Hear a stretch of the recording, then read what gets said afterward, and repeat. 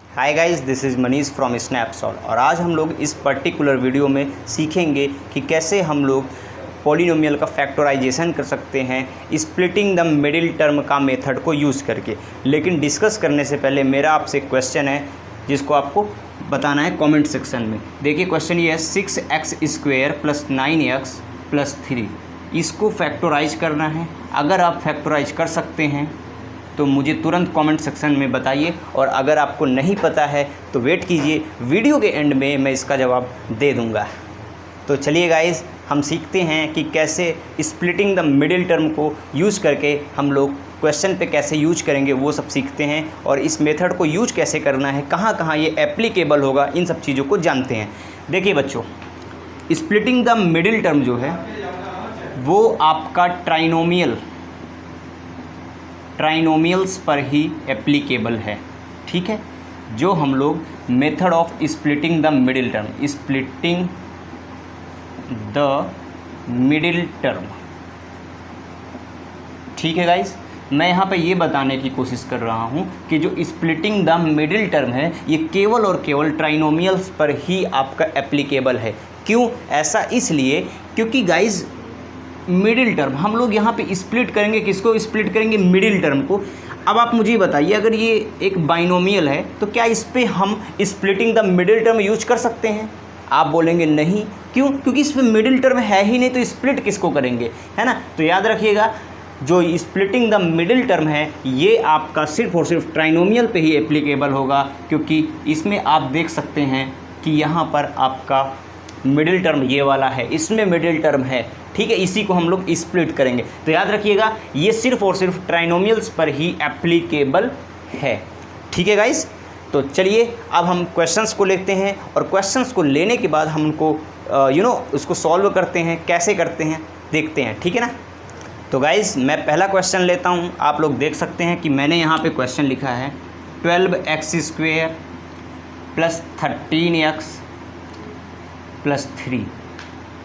अब मुझे क्या करना है गाइस, इसको जो है फैक्टराइज करना है। कौन सा मेथड यूज करके? स्प्लिटिंग द मिडिल टर्म, यानी इस मिडिल टर्म को स्प्लिट करके हमें जो है सॉल्व करना है। तो मैं क्या करूँगा, मैं आपको बता दूँ तरीका, सीखिए आप लोग कि प्रोसेस क्या होता है, इसका जो प्रोसीजर है वो क्या है। सबसे पहले आपने क्या करना है, आपको मल्टीप्लाई करना है first term into third term, यानी कि आपको सबसे पहले फर्स्ट टर्म और थर्ड टर्म का मल्टीप्लिकेशन करना है। जैसे ही, और याद रखिएगा कांस्टेंट का ही करना है। तो इधर का कांस्टेंट 12 है, इधर का कांस्टेंट 3 है। तो आप जब इसका और इसका मल्टीप्लाई करेंगे तो आपको मिलने वाला है गाइस, आपको जो मिलने वाला है वो 12 × 3, मतलब कि आपको 36 मिलेगा। कितना मिलेगा? 36। अब आपको इस 36 को और इस मिडिल टर्म को देखना है, ठीक है। जब आप देखेंगे कि 36 और मिडिल टर्म को ध्यान से ऑब्जर्व करेंगे तो आपको समझ में आएगा। तो आपने करना क्या है, इस 36 को ब्रेक डाउन करना है 2 नंबर्स में। इस 36 को ब्रेक डाउन करना है 2 नंबर्स में। ऐसे ब्रेक डाउन करना है कि इनका जब मल्टीप्लाई करें तो 36 आए, लेकिन यहाँ पर देखो, यहाँ पर इसके बाद क्या लगा है, 13 के बाद क्या लगा है, प्लस का साइन, यानी कि ऐड करने पे 13 आना चाहिए।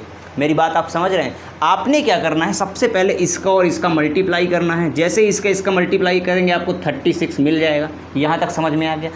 ये मिलने के बाद 36 का ब्रेक डाउन करना है 2 नंबर्स में, यानी इसका फैक्टर करना है, ठीक है। तो 36 को ब्रेक डाउन करेंगे। जब ब्रेक डाउन करेंगे, ऐसे ब्रेक डाउन करना है आपको, ऐसे ब्रेक डाउन करना है कि ऐड करने पे तो 13 आए और मल्टीप्लाई करने पर 36 आए। तो क्या क्या हो सकता है? अगर हम पहला लें तो हमें मिलता है 12 × 3, मल्टीप्लाई करने पे तो 36 आ गया, लेकिन क्या ऐड करने पे कितना आ रहा है, 15 आ रहा है, लेकिन हमें चाहिए 13। तो ये नहीं हो पाएगा, ये पेयर जो है ये सही नहीं है, हमें कोई दूसरा पेयर ढूंढना होगा। तो देखते हैं दूसरा पेयर क्या हो सकता है। तो गाइज़ आप लोग दूसरा पेयर थोड़ा सोचो। तो दूसरा पेयर मैंने सोचा कि 9 × 4 ले लेते हैं। जैसे ही 9 × 4 लेते, 9 × 4 = 36 और 9 और 4 को जैसे ही हम लोग ऐड करते हैं वो बनता है 13। तो मतलब सेटिस्फाई हो रहा है, मतलब पहला नंबर जो होगा वो 9 होगा और दूसरा नंबर होगा 4। तो 9 4 जा 36 और 9 और 4 को हमने ऐड किया तो बनता है 13। तो अब आपने क्या करना है, अब आपको सिर्फ और सिर्फ किसी नंबर के साथ छेड़खानी नहीं करनी है, सिर्फ और सिर्फ आपको 13 पर ही फोकस करना है। तो देखिएगा, जहाँ पर 12 है उसको एज इट इज़ लिख दीजिए, एक्स स्क्वायर है एज इट इज़ लिख दीजिए, प्लस है एज इट इज़ लिख दीजिए। 13 को अब आप लिखिए 9 + 4, एक्स है अपनी जगह पे +3, सब चीज़ एज इट इज़ है। हम क्या इस चीज़ को इस तरह लिख सकते हैं, इसमें और इसमें कौन बड़ा है दोस्तों, तो दोनों के दोनों बराबर हैं, इसमें कोई बड़ा या छोटा नहीं है। ठीक है, हमने कुछ खास चेंजेस नहीं किए, हमने सिर्फ मिडिल टर्म को स्प्लिट कर दिया। स्प्लिट करने का मतलब होता है ब्रेक करना, उसको तोड़ देना। हमने सिर्फ और सिर्फ तोड़ा है और कुछ नहीं किया है। ठीक है ना,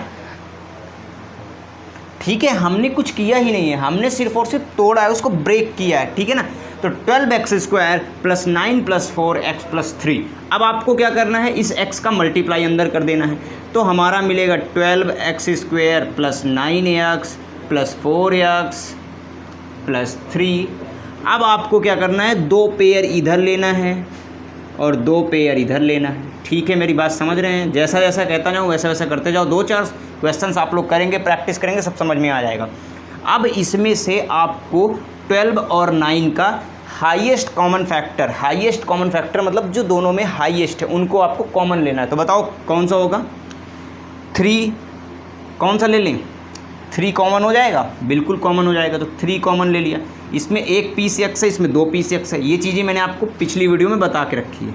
तो x हमने कॉमन ले लिया, तो 3 4 जा, अब इसमें से 3x को इसमें डिवाइड करो, 3x से इसमें को डिवाइड करो, 3 4 जा 12, x कैंसिल, x बचा 4x, प्लस की जगह प्लस, यहाँ पर क्या बचा 3 3 जा 9, यानी कि इतना बचा, प्लस जो चीज़ इधर बचे वही चीज़ सेम चीज़ इधर भी बचनी चाहिए।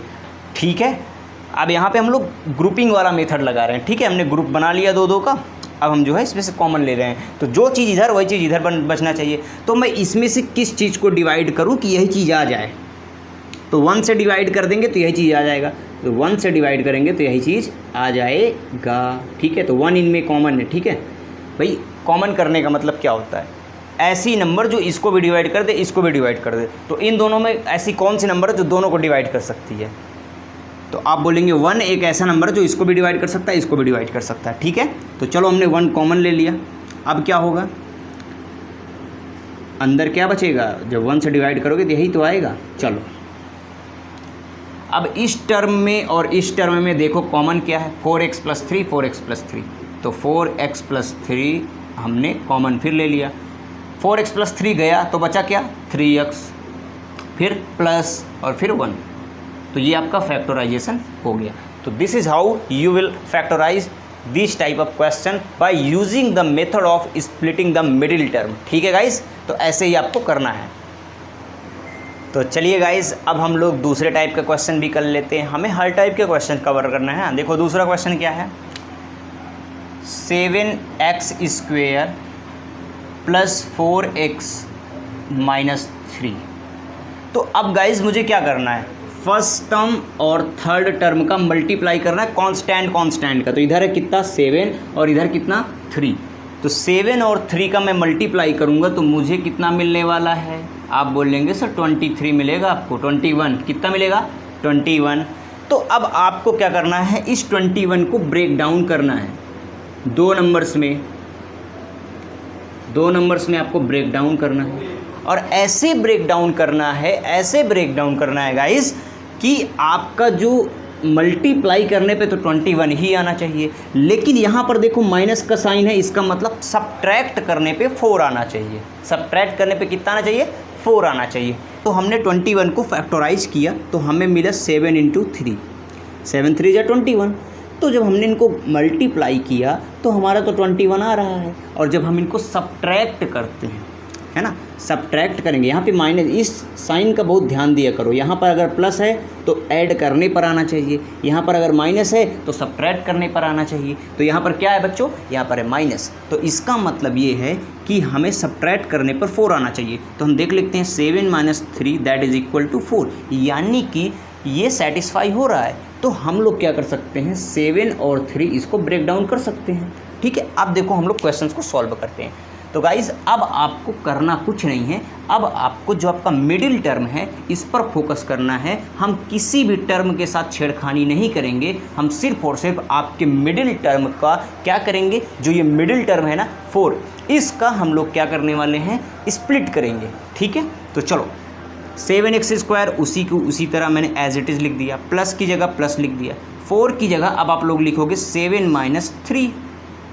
ठीक है, x की जगह x हो गया, माइनस की जगह माइनस हो गया, 3 की जगह 3 हो गया। मैंने कुछ किया, मैंने कुछ खास चेंजेस नहीं किए, मैंने सिर्फ और सिर्फ एक चेंज किया है, वो है मिडिल टर्म को बस स्प्लिट कर दिया है। हमने उसमें कुछ एक्स्ट्रा कुछ ऐड ऑन नहीं किया है, हमने बस उसमें केवल और केवल इसको स्प्लिट कर दिया है। ठीक है, चलो तो अब हमने क्या करना है, इस x का मल्टीप्लाई करना। तो 7x² plus 7x - 3x - 3, 2 term इधर 2 टर्म उधर।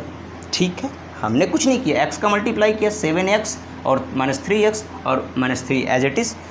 अब आपको कॉमन लेना है, दो टर्म्स को ऐसे अरेंज करने के बाद आपको कॉमन लेना है, ग्रुपिंग करने के बाद। बताओ, इसमें भी 7 है, इसमें भी 7 है, 7 कॉमन हो जाएगा। इसमें 2 पीस x है, इसमें 1 पीस x है, x कॉमन हो जाएगा। 7x का इसमें भी डिवाइड करना है, इसमें भी डिवाइड करना है, तो 7x से 7x² में डिवाइड करो, 7 से 7 कैंसिल, x से एक पावर कैंसिल, तो बचेगा केवल x प्लस 7x से 7x में जब आप डिवाइड करेंगे तो वैल्यू आने वाली है 1। अब इसके पास भी माइनस है, इसके पास भी माइनस, माइनस कॉमन ले लो। इसके पास 3 है, इसके पास 3 है, 3 कॉमन ले लो। इसके पास x है लेकिन इसके पास x नहीं है, तो x कॉमन नहीं हो सकता, तो हम लोग यहाँ पे -3 कॉमन लेंगे और -3 से इसमें डिवाइड करेंगे, -3 से -3 कैंसिल हो जाएगा, बचेगा x।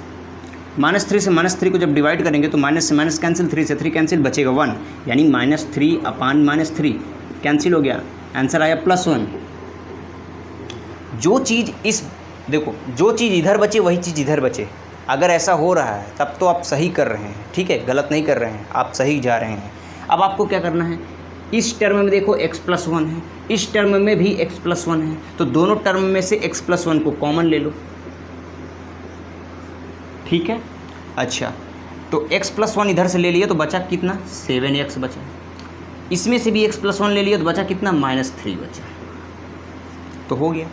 तो गाइस देखा आपने इस पोलिनोमियल को, है ना, ये जो आपका पोलिनोमियल है, इस पोलिनोमियल को हमने क्या किया है, देख सकते हैं आप, इस पोलिनोमियल को हमने फैक्टराइज कर दिया है 2 पोलिनोमियल्स के प्रोडक्ट के रूप में।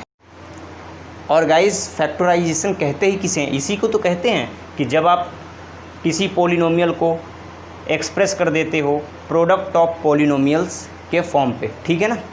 आई होप आपके सारे के सारे डाउट इस टॉपिक के रिगार्डिंग ख़त्म हो गए होंगे। तो गाइज़ अब वक्त आ चुका है कि मैं आपको उस क्वेश्चन का जवाब रिवील करूं जिसको मैंने आपसे स्टार्टिंग में पूछा था।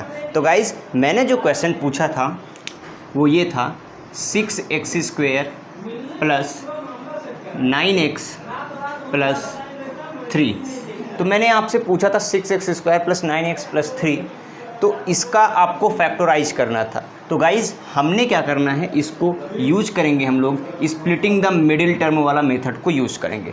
तो स्प्लिटिंग द मिडिल टर्म वाला मेथड क्या कहता है कि हमें क्या करना होता है, फर्स्ट टर्म और थर्ड टर्म का मल्टीप्लाई करते हैं। तो फर्स्ट टर्म और थर्ड टर्म क्या है, यहाँ पर 6 है और 3 है, तो जैसे ही हमने मल्टीप्लाई किया हमको मिला 18। ठीक है, तो first term into third term multiply किया तो हमको मिला 18।